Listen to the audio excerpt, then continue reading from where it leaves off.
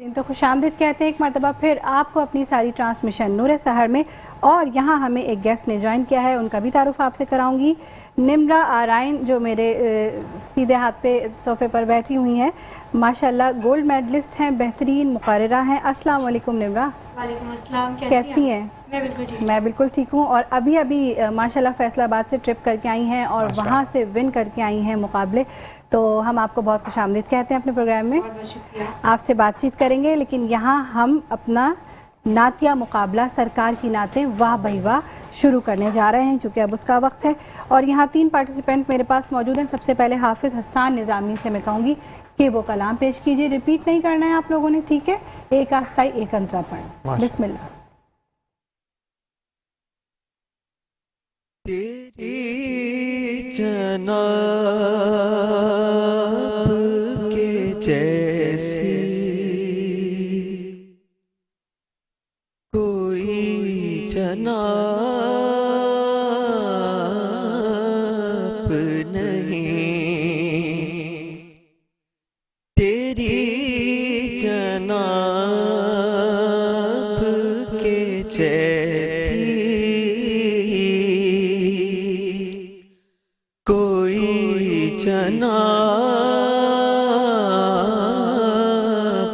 नहीं। तू लाजवाब है तेरा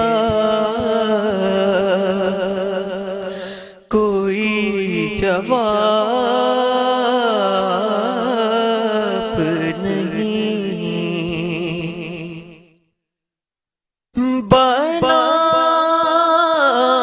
के हुस्ने सरापा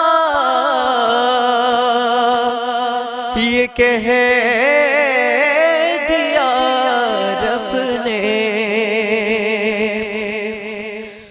बना के हुस्ने सरापा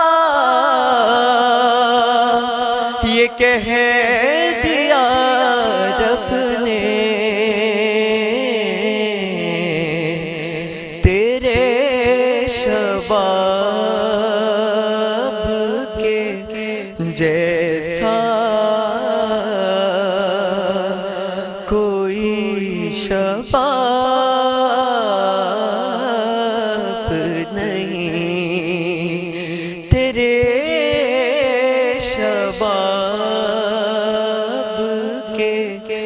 जैसा कोई शबाब नहीं। तू लाजवाब है तेरा कोई जवाब नहीं।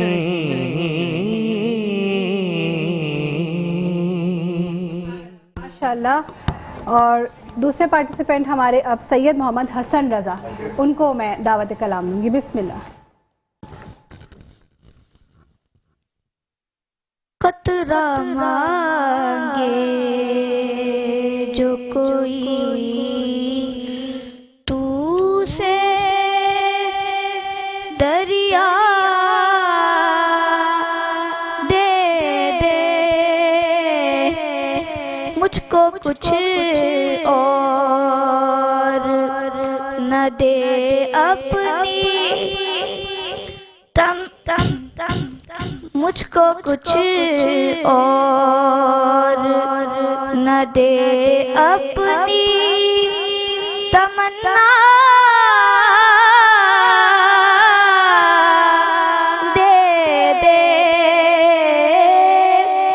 कतरा मांगे जो कोई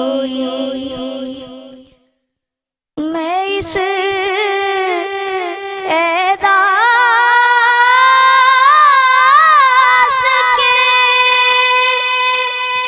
लायक तो नहीं हूँ, लेकिन मुझको हम साई किए गुंबदे खजरा दे दे कतरा मांगे जो कोई। पार्टिसिपेंट हाफिज हसनैन अली, बिस्मिल्लाह।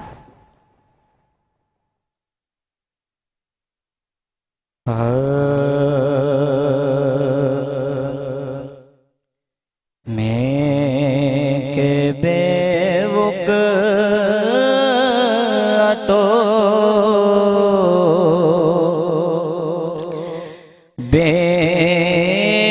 बेमाया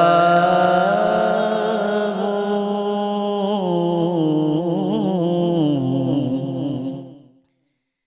तेरी महफिल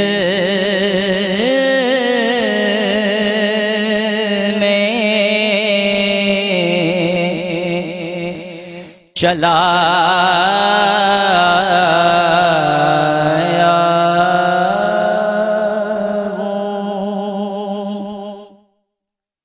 ये कहीं खामी है ईमान ही ना हो,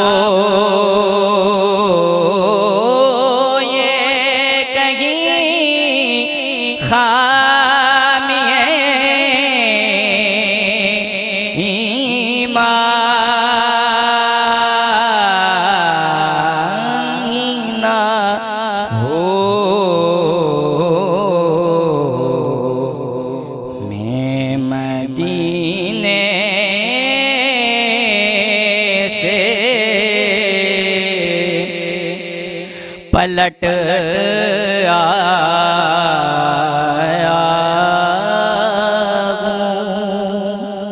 हूँ, तेरी महफिल में चला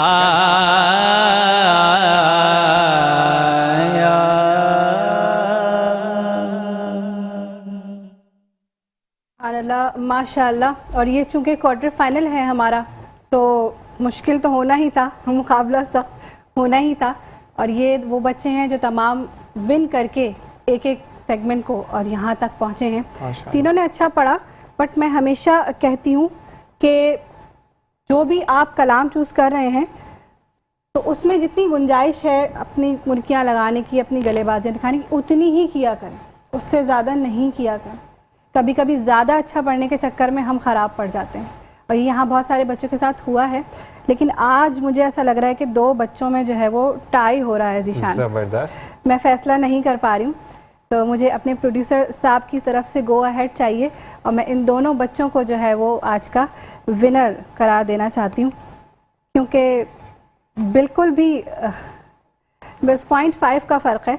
तो हाफिज़ हसन निज़ामी हमारे और हाफिज़ हसनैन अली दोनों हमारे मुकाबले में आगे जा रहे हैं। माशाल्लाह माशाल्लाह बहुत अच्छा दोनों ने पढ़ा। मोहम्मद हसन रज़ा ने भी बहुत अच्छा पढ़ा, लेकिन अभी आप छोटे हैं, आपके लिए आगे और मौके हैं और अच्छी तरह तैयार कर सकते हैं। थोड़ा सा कंफ्यूज भी हो गए थे बीच में, क्योंकि ज़ाहिर है उसके मार्क्स आपके कट गए हैं, लेकिन आपने बहुत अच्छा पढ़ा। और फैज़न आप दोनों माशाल्लाह ताला आज के 0.5 से आप पीछे, इससे ज्यादा पीछे भी नहीं। वो सिर्फ अगर रुकते ना तो आप भी तीसरे नंबर पे होते हैं। बिल्कुल बिल्कुल। और हमारे गेस्ट यहाँ मौजूद हैं मोहम्मद अली साहब, तो मैं उनसे मैंने सुना है कि आपकी स्पोर्ट्स वगैरह में भी काफ़ी दिलचस्पी है। जी भाजी, स्पोर्ट्स वगैरह में मैं शरीक होता हूँ। पहले मैं खेलता भी था, क्रिकेट का बड़ा शौक था मुझे जी। और जितने भी इवेंट होते हैं, क्रिकेट के हों, हॉकी के हों, फुटबॉल के हों, तो उनमें मैं जाता हूँ। तकरीबन गेस्ट भी जाता हूँ और वैसे भी जाता हूँ, और काफ़ी उनकी हौसला अफजाई करता हूँ। सही सही। और मैंने सुना है कि आप वहाँ बच्चों को जब विनर्स होते हैं उनके लिए कुछ इनामात वगैरह। बिल्कुल बिल्कुल, मैं इनामत बिल्कुल देता हूँ, उनको इनामत देता हूँ। विनर को जितना भी हो सकता है मैं देता हूँ। तो आज हमारे विनर्स के लिए भी मैं इन दोनों को 5-5 हज़ार रुपये देता हूँ। माशाल्लाह माशाल्लाह, बल्कि तीनों को देता हूँ, तीनों को देता हूँ। बहुत उसमें क्या बिगड़ा है? बहुत मुबारक हो जी आपको। तीनों को बहुत 5-5 हज़ार रुपये शुक्रिया। देता हूँ अभी। तो आप स्पोर्ट्स क्या खेल के खुद भी खेलते थे आप? हाँ, बचपन में तो सभी खेलते हैं बचपन में स्पोर्ट्स, तो खेलते थे, क्रिकेट का कॉलेज शौक था लाइफ मुझे। में? अच्छा, हाँ, कॉलेज लाइन में और स्कूल लाइफ में तो अच्छा। बहुत अच्छे बैट्समैन थे, फील्डर थे या बॉलर बहुत अच्छे थे? बॉलर ऑलराउंडर बोल रहे हैं। जबरदस्त अच्छा, जबरदस्त। सही सही। उस टाइम पे जो है ना बड़ा शौक होता है सब इंसान को। बिल्कुल बिल्कुल होना चाहिए, स्पोर्ट्स तो बहुत अहम हिस्सा होता है। आजकल के बच्चे तो स्पोर्ट्स से थोड़ा दूर हो गए हैं, यही वजह है कि वो फिजिकल थोड़ा वीक कह लें या थोड़े सेंसिटिव हो गए हैं। स्पोर्ट्स तो बिल्कुल। जरूर होना चाहिए। बिल्कुल जी। और इससे पहले सेगमेंट में निशान जैसे कि बात हो रही थी कि आप उम्रे पे भेजते हैं लोगों को, ये सादत भी आप हासिल करते हैं, तो हमारे सेट पर भी आज कुछ ऐसे लोग हैं, तो क्या उनके लिए मुस्तैक होंगे, मैं सबसे भेजूंगा पहले तो बिल्कुल। मैं ही हूँ। अल्लाह अकबर। सबसे अल्लाह पहले ऐसा तो ना मैं खुद करे। हूँ, मैं अभी तक नहीं जा सकी हूँ, और हर मुसलमान के दिल में अरमान होता है बिल्कुल ऐसा कि ही वो है। एक मर्तबा जाए, तो इसके लिए आप कोई खुसूसी ऐलान करना चाहेंगे? आप बोलेंगे तो मैं भेजूंगा बिल्कुल। अच्छा, आप अगर हैं मुस्तैक, बिल्कुल। क्योंकि हज़रत अली रज़ी अल्लाह तआला अन्हु का कौल है कि आप मुस्तैक हो उसको भी दो, जो मुस्तैक नहीं है उसको भी दो। अगर वो मुस्तैक नहीं है, वो आपसे लेता है तो अल्लाह उसको मुस्तैक कर देगा। बिल्कुल बिल्कुल ऐसा ही है। लेकिन अगर किसी के दिल में ऐसा है। शौक है, जज्बा है, लगन है, हर एक के दिल में अल्लाह- होती है, अल्लाह से करो, और वो अल्लाह नहीं करेगा। जा पा रहा है किसी सबब, बिल्कुल, तो मेरे सही ख्याल है वो भी कोई मुस्तहक ही कहलाएगा। नहीं, ऐसी बात नहीं। अभी मेरे दोस्त का भी हुआ है, उसका लड़का बड़ा अच्छा। शौक था ना, उसने अच्छा। बोला, पहले भी उसने हज किया है, अच्छा, उसका लड़का काफ़ी जिद कर रहा था, तो अल्लाह ने ऐसा किया कि उसके लड़के को भेज दिया, उसके वालिद साहब को वीज़ा ही नहीं लगा। अच्छा, अभी उसका कल वीज़ा लगाया, इंशाल्लाह कल जाएगा वो। और बच्चा अकेला, तकरीबन कितनी उम्र होगी मेरे ख्याल से 10 साल उम्र होगी, 8 साल 10 साल, वो किसी के साथ। लेकिन ये एक बात तो यहाँ पे मैं कहना चाहूंगा कि अल्लाह ताला ने ना निसाब लिखा होता है कि किसके बिल्कुल, थ्रू आपने बिल्कुल जाना है। ऐसे ही। हो सकता है बेशक। फायदा जमा करवाए उसका लेकिन नहीं जाता माना हो, वही है लेकिन जिसको, आपकी तरफ से अगर जाता तो हो वही है सकता जिसको बुलावा होता है। बिल्कुल ऐसा ही है, बिल्कुल ऐसे ही है। इंतजाम करते रह जाते हैं, लाखों रुपया बैंक बैलेंस में पड़ा होता है, सारे इंतजाम हो जाते हैं, मैं मगर भेज नहीं दूंगा जा आपको। पाते। मैं भेज दूंगा। जज़ाकल्लाह, बहुत शुक्रिया, बहुत शुक्रिया। एक 4 साल पहले मेरे साथ ऐसे ही हुआ, मैं एक मार्बल का कारखाना खुला था ना हमारे मीरपुर खास में, अच्छा, तो मैं जा नहीं रहा था उधर, मुझे याद भी नहीं था। फिर मैं जुम्मे का टाइम था, मैं जुम्मे की नमाज़ पढ़ के आया 1 बजे, फिर घर पे आया, मैं खाना खा के लेट गया, तो उसके फ़ोन पे फ़ोन 25-30 फ़ोन आए। मेरे को तो याद आ गया, मैंने बोला यार इसकी दावत है, मेरे को जाना नहीं है। फिर भी मैंने पता नहीं कोई प्रॉब्लम हो, मैंने उठा लिया उसको। उसने बोला भले 5 मिनट के लिए आ जाओ। मैंने बोला यार मैंने खाना वगैरह खा लिया है। तो उसने बोला नहीं, सिर्फ 5 मिनट के लिए आ जाओ। तो मैं गया उधर, तो मैं टेबल पे बैठा, तो मेरे सामने भी एक टेबल पे जो ना वो आलमी दीन है हमारे मीरपुर खास के, वो आके बैठे। तो एक अंदर से दिल ने कि इसको हज पे भेजो। अच्छा, मैंने उसी टाइम जो है ना उनको बोला, मैंने बोला हाफिज साहब आप हज पे जाना चाहते हैं? माशाल्लाह। बोला हाँ बिल्कुल। फिर मैंने जो है ना उस टाइम पे मैंने तकरीबन 7 बंदे भेजे थे हज पे, तो वो 8वां हो गए थे। तो फिर मैंने ट्रेवल एजेंट को फ़ोन किया, तो उसने बोला फ़ौरन भेज दो, अच्छा, और एक ही बंदे की सीट हमारे पास खाली है। और वो अल्लाह का करम ऐसा हुआ कि वो 5-6 दिन में चले भी गए। माशाल्लाह, यानी कि उनकी हाजिरी थी, सबब बनना था किसी ना तो किसी अल्लाह को। जब किसी को बुलाता है ना, तो कोई इसमें नहीं चले बिल्कुल, जाता। ऐसे और बहुत से ऐसे भी लोग हैं हमारे पड़ोस में थे मीरपुर खास के अंदर, तो वो शोहर था, बीवी थी, बच्चे थे उसके, वो उम्रा की नीयत की, तो शोहर ने बोला मैं नहीं जाऊँगा। तो फिर वो कराची एयरपोर्ट पे छोड़ने आए, उनको रवाना कर दिया। जब यहाँ से वो निकले एयरपोर्ट से, तो उनका अटैक हुआ और उसी टाइम एक्सपायर हो गए वो। ओहो, उनको मीरपुर खास लेके गए, वो जद्दा पहुँच के, मैं तकरीबन मैंने 12-13 उम्रा किए हैं, 5 हज किए हैं मैंने। माशाल्लाह। लेकिन मैंने कभी ज़िंदगी में भी जद्दा जाके फ़ोन नहीं किया किसी को, अच्छा, या किसी ने भी, कोई भी नहीं करता। तकरीबन लोग जो अपने घर वालों को बताते हैं तो मक्के पहुँच के बताते हैं, या उम्रा या हज करके बताते हैं। सही, ऐसा ही है। तो उन्होंने जो ना, उसकी वाइफ ने जो ना जद्दा से फ़ोन किया उसको अच्छा, घर पे, भाई मैं खैरियत से जद्दा पहुँच गई। तो उनके घर वालों ने बोला भाई तुम्हारे हस्बैंड का तो इंतकाल हो गया है, तुम फ़ौरन आओ। तो वो दूसरी फ्लाइट से वापस पाकिस्तान आए, यानी अल्लाह ताला ने उनको बुलाया जद्दा तक, सही, लेकिन आगे नहीं बुलाया। उम्रा नसीब में नहीं था। नसीब में नहीं। बस यही अल्लाह ताला अगर बुलाता है तो अल्लाह ताला नसीब भी करता है। बिल्कुल बिल्कुल बिल्कुल जी। अच्छा, 2019 में 22 बंदे अपने खर्चे पे लेके गया था हज पे। माशाल्लाह, माशाल्लाह। अच्छा, उसमें जो ना 2 बंदे हमारे पीर साहब के उधर के थे, मुल्तान साइड के, वो अपने खर्चे पे गए थे, लेकिन गए हमारे साथ थे। तो उनसे काफ़ी बात हो रही थी, तो उन्होंने बताया कि मेरे वालिद साहब जो है ना 22 साल मक्के में रह के गए, माशाल्लाह। 22 साल मक्के में रह के गए। और उन्होंने ये भी बताया, बोला 22 साल के अंदर मेरे वालिद साहब ने काबा नहीं देखा। अच्छा, ऐसा ये भी बुलावा होता है, बिल्कुल फायदा ये काबा नहीं देखा। 22 साल मक्के के अंदर उन्होंने जॉब की, लेकिन कभी काबे के अंदर नहीं गए। ओहो, तो ऐसा भी होता है। बिल्कुल, ये सब नसीब की बात है, सब बिल्कुल नसीब फायजा, की और बात। जैसे बात चल रही है हमारे टीम के मेंबर्स भी कह रहे हैं कि हमारे लिए भी बात करें। बिल्कुल, तो मैं अल्लाह वही कहना चाहती जिसके हूँ, नसीब में होगा मैं भेजूंगा अगर मैं इंशाल्लाह। अकेली चली जाऊंगी हाँ तो निशान कहेंगे मैं तो रह गया, राव भाई और अगर कहेंगे हम मैं रह दोनों गया। चले जाएंगे तो नहीं, राव भाई का कहेंगे हमारा कि ईद के बाद है प्रोग्राम। अच्छा, अच्छा, तो हारून माशाल्लाह, माविया साहब है, राव साहब है और मैं, हमारा है उधर माशाल्लाह, प्रोग्राम। माशाल्लाह, माशाल्लाह। यानी कि फिर हम तीनों साथ ही जा रहे हैं फिर आप साथ बना लेंगे इंशाल्लाह प्रोग्राम, को ऐसी बात नहीं है। इंशाल्लाह। बस जिसके नसीब में होगा अल्लाह पाक उसको भेज देगा। आमीन। और यहाँ अब मैं शुक्रिया अदा करना चाहूँगी अपने तीनों मेहमानाने गिरामी का, हाफिज़ा आयशा का और प्रिंसेस जैदी का भी, और आपका भी, कि आज आपने इतना कीमती वक्त निकाला, यहाँ ज्वाइन किया रात के इस पहर, क्योंकि सहरी और इफ्तारी का स्केड्यूल बड़ा सबका टफ होता है, तो अगर गेस्ट कोई आ जाता है यहाँ तो बहुत बड़ी बात होती है, वो हमारे लिए टाइम निकाल के यहाँ तक आ जाते हैं। तो और मेहमान तो अल्लाह की रहमत होते हैं, रहमत आई हुई है आज और आज हमारे 23वीं स्टूडियोज की में। रात है, और हाँ। फायजा कि आज शब कदर 23वीं की की रात रात है। है, और उसमें आप ये ऐलान जो करें अल्लाह ताला उसको कबूल भी करे साथ साथ, आमीन। और कहते हैं कि अल्लाह ताला ने अगर सफर लिख छोड़ा है तो जरूर हम जाएंगे, बिल्कुल, और बिल्कुल, वहाँ पर जाकर हाजिरी देंगे। और फायजा इसी के साथ ब्रेक का कहा जा रहा है, बिल्कुल। तो हम ब्रेक पर जाएंगे। आप दोनों का बहुत शुक्रिया, और साथ साथ यही वाली चीज़ की खास दुआ में याद रखें कि अल्लाह ताला भेजने वाले को भी कहते हैं कि सेहतियाब करो, जाने वालों को भी, और सफ़र हर एक की नसीब में। उसी के साथ एक वक्फा। अस्सलामु अलैकुम रहमतुल्लाह। जी नाज़रीन, तो एक मरतबा फिर खुशामदीद रोशन पाकिस्तान तकरीरी मुकाबले के साथ हम हाजिर हैं अपनी सहरी ट्रांसमिशन में, और इसको स्टार्ट करने से पहले हम जाएंगे शेफ़ की तरफ। वो भी आ चुकी हैं, हमें किचन से आवाज़ें आना शुरू हो गई हैं। अस्सलाम वालेकुम शाइना। वालेकुम अस्सलाम फाइज़ा ज़ीशान, कैसी हैं आप? लोग? मैं बिल्कुल ठीक हूँ, आप लोग सुनाएं कैसे हैं? अल्हम्दुलिल्लाह। जल्दी से बताएं आज क्या बना रही हैं? चलिए जी बताते हैं। बिस्मिल्लाहिर्रहमानिर्रहीम, अस्सलाम वालेकुम। मैं हूँ शेफ़ शाहिना शुमाइल और आपको वेलकम करती हूँ अपने सेगमेंट नेमत सहर में। और आज यहाँ पर हम बना रहे हैं बहुत ही आसान से जो है वो हम पोटैटो स्कीवर्स बना रहे हैं, और बहुत ही आसान इसकी रेसिपी है और आपको बेहद पसंद आएंगे। और इसी के साथ साथ मैं शुक्रिया अदा करना चाहूँगी अपने तमाम स्पॉन्सर्स का जिन्होंने हमारा सेगमेंट नेमत सहर स्पॉन्सर किया। New town dairy, serving your breakfast since 1947, आपका बेहद शुक्रिया। और इसी के साथ साथ शुक्रिया अदा करना चाहूँगी मैं रिकोल सिरप, रखे मैदे को कूल रिकोल सिरप। और इसी के साथ साथ शुक्रिया अदा करना चाहूँगी हर्पल ताज़ा चाय स्पेशल बाय स्पेटकोस, आपका भी बेहद शुक्रिया। रेसिपी की तरफ आ जाते हैं, और सबसे पहले हम क्या करेंगे, यहाँ पर एक पैन रख देंगे, स्टोव मैंने ऑन किया हुआ था। साथ साथ हम यहाँ पर इस्तेमाल कर रहे हैं न्यू टाउन डेयरी का देसी घी, 100% प्योर एंड ऑर्गेनिक है, इसमें किसी किस्म के कोई प्रिजर्वेटिव शामिल नहीं है। तो यहाँ पर हम जो पोटैटो स्कीवर्स बना रहे हैं इसको हमने करना है शैलो फ्राई। हम इसको डीप फ्राई भी कर सकते हैं, लेकिन मैं यहाँ पर इसको शैलो फ्राई कर रही हूँ। तो यहाँ पर मैंने देसी घी इसके अंदर शामिल किया है और उसे मैंने गरम करने रख दिया है। अच्छा, इसी के साथ साथ जो है वो हमने किस तरह से इसको बनाया, बहुत ही सिंपल। मैंने लिए आधा किलो आलू, आधा किलो आलूओं को मैंने अच्छे से बॉईल कर लिया। अच्छा, एक टिप भी दूंगी साथ साथ, बहुत सारे घरों में प्रैक्टिस ये होती है कि आलू हमेशा छिलके के साथ बॉईल करते हैं, लेकिन अगर आप छिलके के बगैर बॉईल करेंगे तो आलू बहुत सॉफ्ट उबलेंगे और बहुत ही आसानी से जो अभी आप उसको शेप देना चाहेंगे वो दे सकेंगे। तो आप हमेशा आलू को पील करके उसका छिलका उतार के उसे बॉईल किया करें।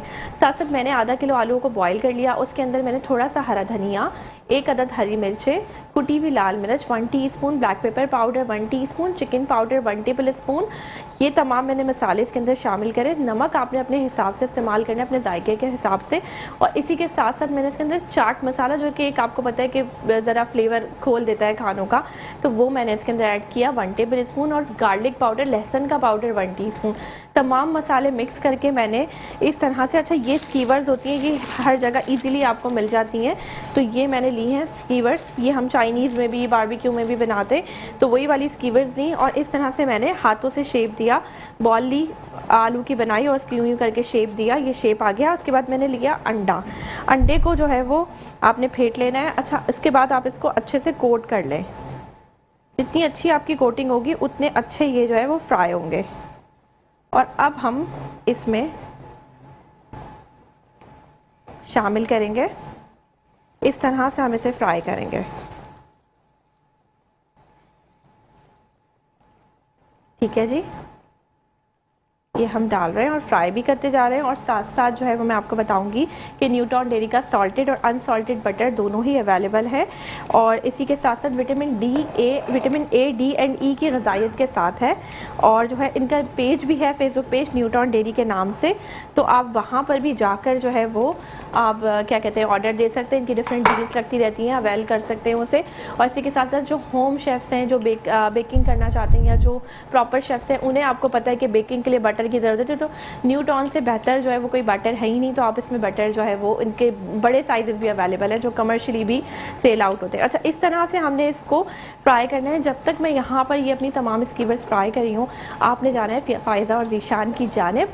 और क्योंकि यहाँ पर रोशन पाकिस्तान डिबेट कॉम्पिटिशन जो है वो चल रहा है, तो वो से कंटिन्यू करेंगे फ़ायज़ा और ज़ीशान।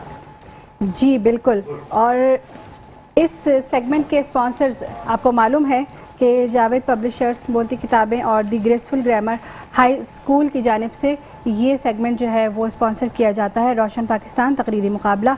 और हमारे जजेस भी आज यहाँ पैनल कंप्लीट है। जज हैं हमारे सबसे पहले आरिफ अली खान साहब, अस्सलाम वालेकुम। वालेकुम अस्सलाम। और आपके साथ निमरा आराइन भी मौजूद हैं, एक और इजाफा हमारे जजेस के पैनल में। अस्सलाम वालेकुम। वालेकुम अस्सलाम। और हसन तो रोज़ाना ही हमारे साथ होते हैं। अस्सलाम वालेकुम हसन। वालेकुम अस्सलाम। कैसे हैं आप लोग? अल्हम्दुलिल्लाह। आप तीनों को खुशामदीद कहते हैं। हमारा आज का टॉपिक है उक़ाबी रूह जब बेदार होती है जवानों में। तो फ़ौरन हम अब मुकाबले की जानिब बढ़ते हैं। उवैस निज़ार को मैं सबसे पहले कहूँगी कि आप अपनी तकलीफ पेश करें। उक़ाबी रूह जब बेदार होती है जवानों में, नज़र आती है उनको अपनी मंजिल आसमानों में। सदर अली वक़ार नौजवान हमारे मुस्तकबिल के मेमार हैं। अगर आज का नौजवान अक्लोदानिश से लबरेज होगा तो यकीनन मेरे मुल्क का मुस्तकबिल मजबूत हाथों में होगा। तारीख के औराक में ये बात रोज़े रोशन की तरह आया है जब बदर के मैदान में 313 का 1000 के लश्कर पर सबकत हासिल करना और यरमुको कादसिया का मैदान हो या मोहम्मद बिन कासिम जैसे नौजवान का सिंध को फतह करना और महमूद गजनबी का सोमनाथ को तहस नहस करके बुत शिकन बनना, इन्हीं बुलंद जज्बों की बदौलत मुमकिन हुआ। और जब हम आगे बढ़े 1906 में ऑल इंडिया मुस्लिम लीग का क़याम अमल में आता है। फिर देखते ही देखते मुस्लिम क़यादत पूरे बरे सग़ीर को अपनी बाहों में ले लेती है।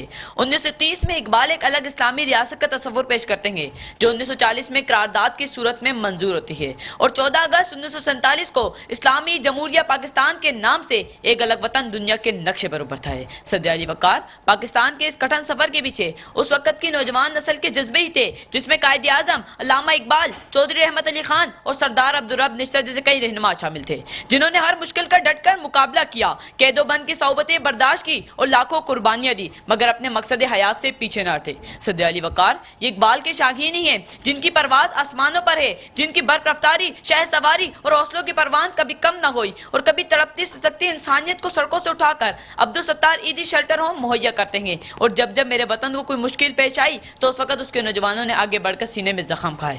इस कौम की माओ ने राजा अजीज भट्टी, कैप्टन सरवर शहीद, राशिद मेनाज और एम आलम जिन्होंने 1 मिनट में 5 इंडियन तैयारे मारकर आलमी रिकॉर्ड कायम किया जैसे शेर पैदा किए। और कभी डॉक्टर अब्दुल कदीर खान जैसे साइंसदान पैदा किए जिन्होंने पाकिस्तान को एटमी ताकत बनाकर उसके दिफाई निजाम को नाकाबिले तस्खीर किया। खुदा करे मेरे अर्ज़े पाक पे उतरे वो फजले गुल जिसे अंदेशा ज़वाल ना को, जगह जो फूल खिले वो खिला रखे बरसों, यहाँ खिजा को गुजरने की मजाल ना को, जगह जो सब्जा उगे वो हमेशा सब्ज रखे, ऐसा के सब्ज के जिसकी कोई मिसाल ना हो। सदर अली वक़ार दौरे हाजिर के तनाजुर अगर मैं इस मौजू को देखूँ तो इस नई नस्ल को पनपने के लिए ज़रख़ेज़ मिट्टी की ज़रूरत है। इसको वो बुनियाद दी जाए जिस पे अपनी खुदी की इमारत खड़ी कर सके। ज़रूरत इस अमर की है कि आज के नौजवानों को नाचने पर बाइक नहीं बल्कि उस नौजवान की हौसला अफजाई की जाए जिसने तिब के शोबे में 29 गोल्ड मेडल हासिल किए। इकबाल कभी भी अपनी कौम से नाउमीद नजर नहीं आते अगरचे जिस कौम का शिराजा बिखरा नजर आता है।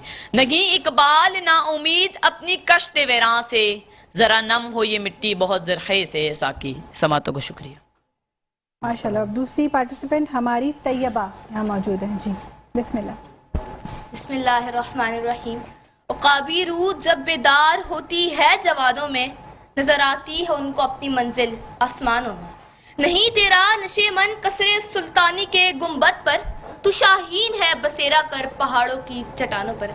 जनाब वाला, जब नौजवानों में इरादे और हिम्मत की बुलंदी का जौहर पैदा होता है तो वह आसमानों को अपनी मंजिल मकसूद बना लेते हैं। ये हकीकत है कि हिम्मत और हौसले के बगैर मंजिल मुमकिन नहीं। अली वक़ार इकबाल की शायरी ने शाहीन की दरियाफ्त की, मोहम्मद अली को जिन्हा बना दिया, मोहम्मद अली को जिन्हा बना दिया।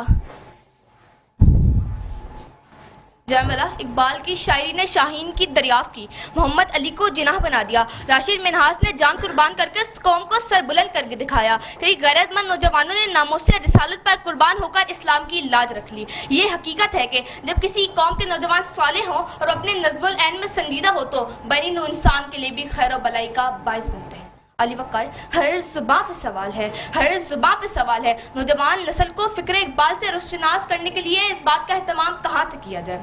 अली वक़ार, हकीकत यह है कि जब किसी कौम के नौजवान बेदार हो तो उसे दुनिया की कोई कौम शिकस्त नहीं दे सकती। माओ के बेटे हंसते खेलते घरों से जाते हैं और वापसी कफन में लपेटे हुए वजूदों की होती है। तो शायर ने क्या खूब कहा है, शहीद की जो मौत है वो कौम की हयात है, लहू जो है शहीद का वो कौम की ज़कात है।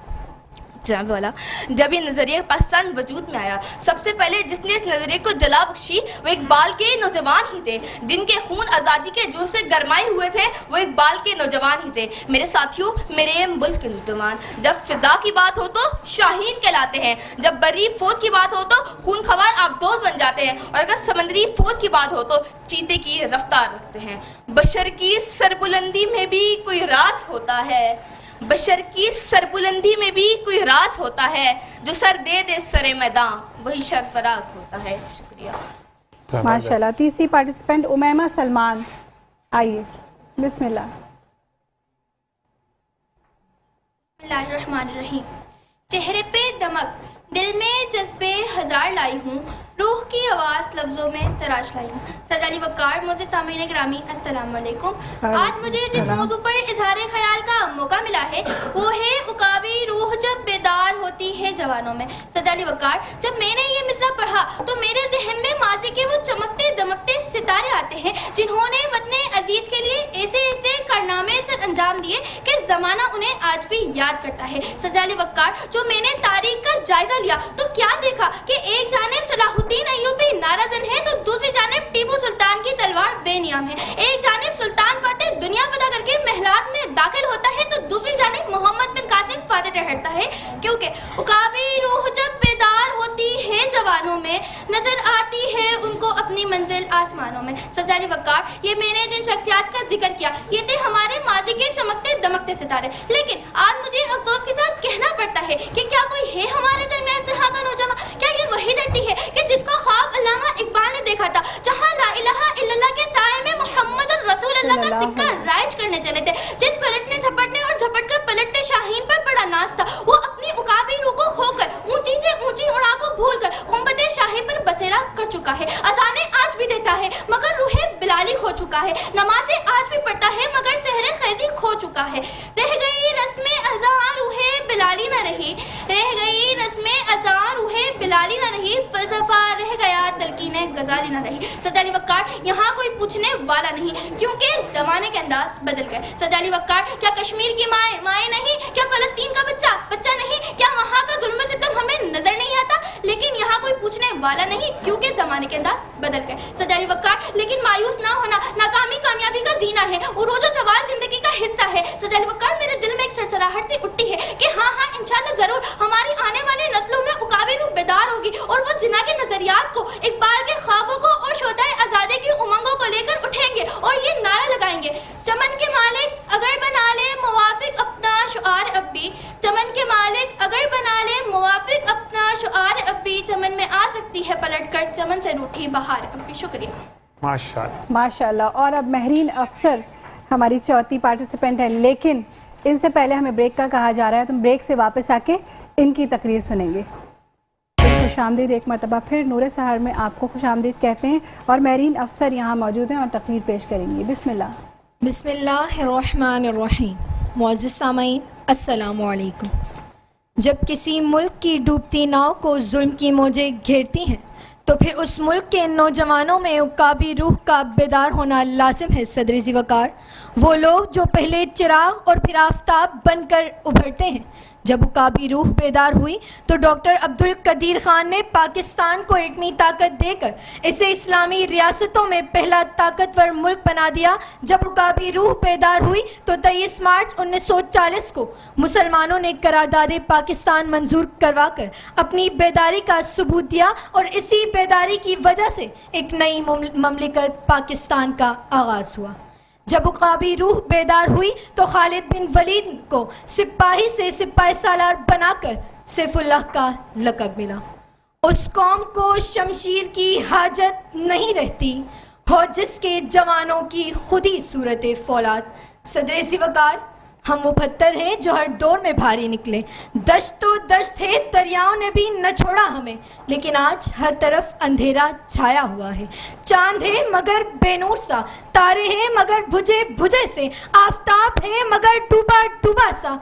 ऐसे में इकबाल की शायरी ने शाहीन की दरियाफ्त की, मोहम्मद अली को जिनाह बना दिया। जब किसी कौम के नौजवानों में उकाबी रूह बेदार होती है तो फिर उस कौम को शिकस्त नहीं दी जा सकती। सदर ज़िवकार, जब किसी कौम के नौजवानों में उकाबी रूह बेदार होती है तो फिर इनको अपनी मंजिल का मिलना लाजिम हो जाता है। इसीलिए शायर क्या खूब कहते हैं कि उकाबी रूह जब बेदार होती है जवानों में, नज़र आती है उनको अपनी मंजिल आसमानों में। न हो ना उम्मीदी ज़वाले इल्म और इरफा है, उम्मीदे मर्द मोमिन है खुदा के राजदानों में। शुक्रिया जी। तो अब मैं अपने जजेस की जानिब जाऊंगी। क्या कहना चाहेंगी निम्रा आज के मुकाबले के बारे में? मैं ओवरऑल बताना चाहूँगी क्योंकि हमारे पास वक्त थोड़ा कम है। बिल्कुल। तो ये है कि जब भी आप तकरीर को अदा करें ना तो कोशिश करें उसका तकरीरी अंदाज हो, ऐसा ना लगे कि आप रट्टा लगा रहे हैं। ठहर ठहर के बोले ताकि जजेस को समझ आए, सुनने वालों को समझ आए कि आप कहना क्या चाहते हैं। अल्फाज आपके आधे दब जाते हैं, आधे सही से अदा नहीं हो पाते। उसके अलावा ये कि जब भी तकरीर करो, क्योंकि अब आप लोग का फाइनल आने वाला है, तो कोशिश करो कि उसको रेलिवेंट रखो और हालत हाजरा पे रखो, क्योंकि हमें टॉपिक हालत हाजरा के ऊपर ज़्यादातर लेके जाना चाहिए। पुरानी एग्जांपल्स बहुत हो गई है, करंट एग्जांपल्स को भी उनमें इन्वॉल्व करो। बिल्कुल। और उसके अलावा ये है कि जब भी पढ़ो प्लीज़ उसे तकरीर के अंदाज में पढ़ो, और बाकी फास्ट मत जाओ। जिस तरीके से आप बहुत ज़्यादा मैमा फास्ट पढ़ रही थी, तो कोशिश करो कि थोड़ा आहिस्ता आहिस्ता पढ़ो ताकि वो फ्लो में अच्छी से हो जाए। सही। जी हसन, क्या कहना चाहेंगे? जी, तो हमारे जो पहले मुकर्रिर थे अवैस निज़ार, इन्होंने इस्तेकाम में पाकिस्तान की बात की, पाकिस्तान के बनने की बात की। तो अगर इसके अंदर अलीगढ़ तहरीक और उसके नौजवानों का जिक्र करते तो ये ज़्यादा बेहतर होता। हमारी दूसरी मुकर्रिरा का जो है वो बेटा शाही होता है, शाहीन नहीं होता। जब हम शायरी करते हैं ना, शायरी पढ़ते हैं, इसी तरह जिला होता है, फ़ज़ा होता है, चराग होता है, बहुत सारे थे। लेकिन ओवरऑल आज का मुकाबला अच्छा था, लग रहा था कि क्वार्टर फाइनल है। और इत्तेफाक राय से तकरीबन पहली पोजीशन पर तमाम का इत्तेफाक राय है, और दूसरी और तीसरी पोजीशन बिलतरतीब हम बता देंगे। आज की फातिह मुकर्ररा जो कि सेमीफाइनल के लिए क्वालिफाई कर रही हैं, उनका नाम है उमैमा सुल्तान। उमैमा सुल्तान। और 0.5 के मार्जिन से सेकंड और थर्ड पोजीशन है। सेकंड पोजीशन पे हमारे पास महरीन अफसर हैं और अवैस निज़ार, दोनों हैं मेरे पास, दोनों की पोजीशन है। अच्छा। और आखिरी पोजीशन जो है वो आज की तैयबा की है। सही। तो आप चारों ही को मुबारक हो, चारों ही विनर हैं। लेकिन मुकाबले में तो ये होता है, एक को चुनना पड़ता है और कोई ना कोई पीछे रह जाता है। लेकिन जो पीछे रह जाता है वो बिल्कुल भी डिस्टार्ट ना हो, उसके लिए और मौके खुल जाते हैं आगे जाने के लिए, क्योंकि वो फिर अपनी गलतियों पर नज़रसानी करता है। मैं सही कह रही हूँ आरिफ साहब?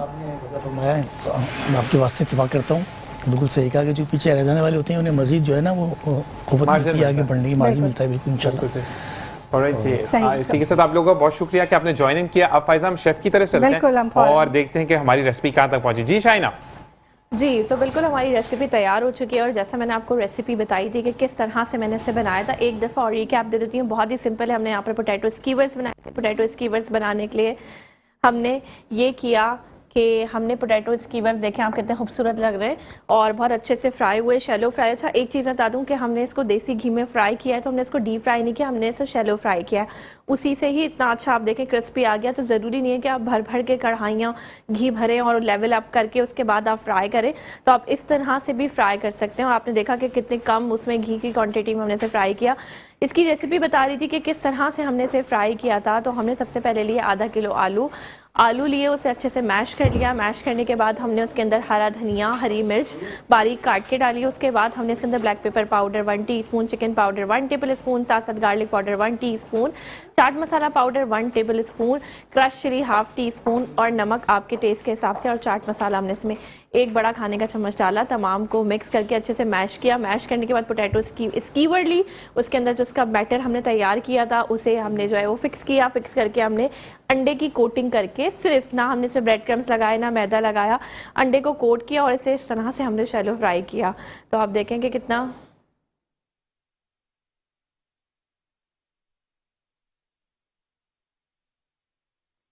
तो इसी के साथ साथ आपने देखा कि कितनी मज़ेदार से ही टेम्पटिंग से हमारे पोटैटो स्कीवर या इफ्तारी के लिए भी बहुत अच्छे हैं, बच्चों के लंच बॉक्स के लिए भी बहुत अच्छी रेसिपी है। और यहाँ पर जो है वो टाइम हो गया एक ब्रेक का और मेरे सेगमेंट के अख्ताम का भी। तो यहाँ पर मैं लेती हूँ आपसे इजाज़त और साथ साथ हम लेंगे ब्रेक, लेकिन ब्रेक के बाद आपको ज्वाइन करेंगे फ़ायज़ा और ज़ीशान। तो आपने कहीं नहीं जाना, मिलते हैं आपसे एक छोटे से ब्रेक के बाद। जी नाज़रीन, तो एक मरतबा फिर खुशामदीद कहते हैं आपको अपनी सारी ट्रांसमिशन नूर सहर में। और आज अल्हम्दुलिल्लाह 23वां रोज़ा हमने इख्तियार कर लिया है। दूसरी ताक रात थी। यकीनन आप सब ने अपने घरों में इबादतों का एहतमाम किया होगा और हम भी कुछ ना कुछ यहाँ जैसे भी टाइम निकाल के सब लोग कोशिश कर रहे थे कि कुछ ना कुछ तस्बीहात और कुछ ना कुछ इबादतों का तस्बीहात का विर्द जारी रखें और इबादतों का इंतज़ाम करें। हम सबको अपनी दुआओं में ज़रूर याद रखिएगा, क्योंकि हम सबको एक दूसरे की दुआओं की ज़रूरत है और दुआओं का सहारा जो है वो बहुत अहम होता है। यहाँ पर मैं अपने स्पॉन्सर्स का एक मरतबा फिर शुक्रिया अदा करना चाहूँगी, जिनकी वजह से मुमकिन हुआ कि हम ये ट्रांसमिशन आप तक पहुँचा सकें। हमारे स्पॉन्सर्स में शामिल हैं पावर ईगल्स, जिनका कहना है कि पाकिस्तान और मिडिल ईस्ट की नंबर 1 टीम को आज ही ज्वाइन कीजिए और घर बैठे लाखों महाना रुपये कमाइए। Alabid education society, the graceful grammar high school, Bolti Kitaben, Javed publishers, aqua electric, Alghousi Hyderabadi yakhni pulao, property की दुनिया में एतमाद का नाम, hub of property, new town dairy, हलपर ताज़ा चाय, रीको सिरप बनाने वाले मूव फार्मा, हया नूर अबायाज एंड एसेसरीज और इसके साथ रूह अफ़ज़ा नेमतों में बरकतों का कमाल, ये सुनहरा सा लाल। और अगर आज की वार्डरोब की बात करें तो वार्डरोब आज हमें सिद्धा कुटोर की जानिब से भेजा गया है। इनकी इंस्टाग्राम आईडी है, फेसबुक आईडी है, आप वहाँ जाएँ और इनसे कनेक्ट हो जाएँ और अपने लिए ईद के लिए अच्छा सा आउटफिट घर बैठे आपको तैयार मिल जाएगा। जी बिल्कुल जी, इसी के साथ फायजा वाकई में आज का आउटफिट बहुत ज़्यादा खूबसूरत है। फायजा बहुत प्यारी लग रही है माशाल्लाह। और इसी के साथ साथ अब वक्त आ चुका है जब मैं और फायजा चाहेंगे इजाज़त, इस दुआ के साथ कि इंशाल्लाह कल फिर मुलाकात होगी, ज़िंदगी बखैर। और अगर आज की बज़्म में से कोई गलती हो गई हो तो मैं और फायजा तहे दिल से आपसे माज़रत ख्वाह हैं। और यही मैं दोबारा बोलूँगा कि हमारे तमाम टीम के मेम्बर्स, ख्वाह वो हमारे पीसीआर हो, एमसीआर हो, हमारे गार्ड्स हो, हमारा किचन स्टाफ हो, हमारे सरबराह हो, चैनल के सरबराह हो, जो भी मौजूद है इस ट्रांसमिशन, कैमरामैन डिपार्टमेंट है, हमारे जो टेक्नीशियन स्टाफ है, तमाम के तमाम जो कैमरे के उस पार होते हैं और तमाम चीज़ों को मैनेज करते हैं। और उसके बाद तमाम हमारा जो आरकेएस प्रोडक्शन का एक अमला है, तमाम के लिए दुआ गो है कि अल्लाह ताला तमाम को अपने हिफ्ज़ ईमान में रखे। और जहाँ जहाँ तक आवाज़ पहुँच रही है सब यही दुआ करे कि अल्लाह ताला फ़लस्तीन को आज़ाद करे, आमीन। इसी के साथ कल तक के लिए इजाज़त दीजिए मुझे, फायज़ा को अपनी दुआ में याद रखिएगा। अल्लाह के बाद।